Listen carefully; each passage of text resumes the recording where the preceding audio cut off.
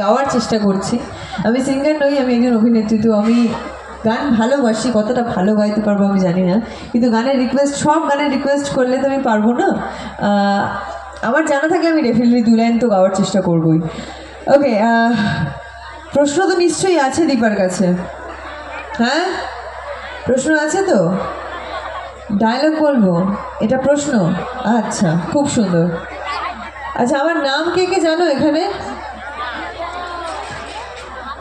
দাদা, ওটা ক্যারেক্টারের নাম, আমার অরিজিনাল একটা নাম আছে, ওটা জানতে চাইছে। যেটা যেটা মামা দিয়েছে আর কি। হ্যাঁ, কে কে জানো এখানে? আচ্ছা, যারা যারা জানে না তাদেরকে বলে দিয়ে, আমার অরিজিনাল নাম স্বস্তিকা ঘোষ। আর কোনো প্রশ্ন আছে? হ্যাঁ, প্রশ্ন আছে।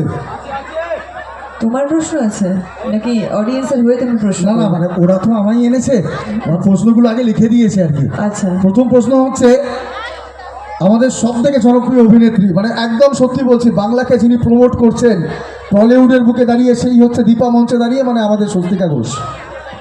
দীপাকে কি শাশুড়ি হিসাবে মানাচ্ছে আপনাদের সবার?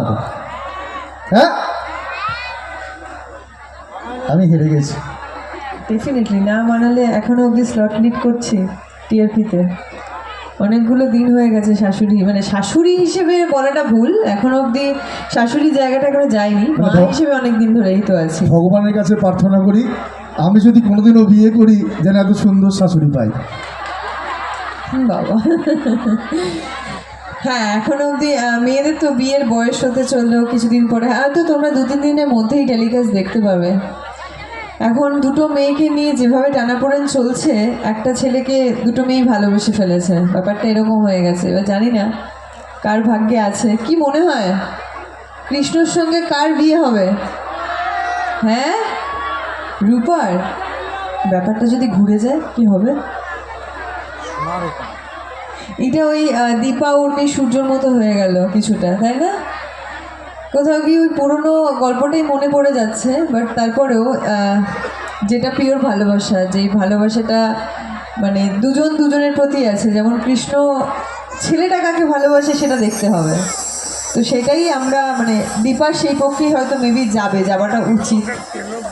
এবার ভয় লাগছে এর মধ্যে সম্পর্কে চির না ধরে যায়, এই সব করতে গিয়ে আবার সংসারটা কোথাও কি ভাঙন না ধরে, ওটাই তো ভয়ের। আলটিমেটলি ওটাই হয়, প্রত্যেকটা মুহূর্তে দীপা সব কিছু সামলাতে যায়, আবার সব কিছু কোথা থেকে ভেঙে চুরে একাকার হয়ে যায়, আবার আমাকে সব কিছু আবার প্রথম থেকে জোড়া লাগাতে শুরু করতে হয়, ব্যাপারটা এরকম হয়ে যায়। তো সেটা যেন না হয়। মিশকা টপিকে আসছি। মিশকাকে কার কার ভালো লাগে? কার কার ভালো লাগে একটু হাত তোলো তো দেখি।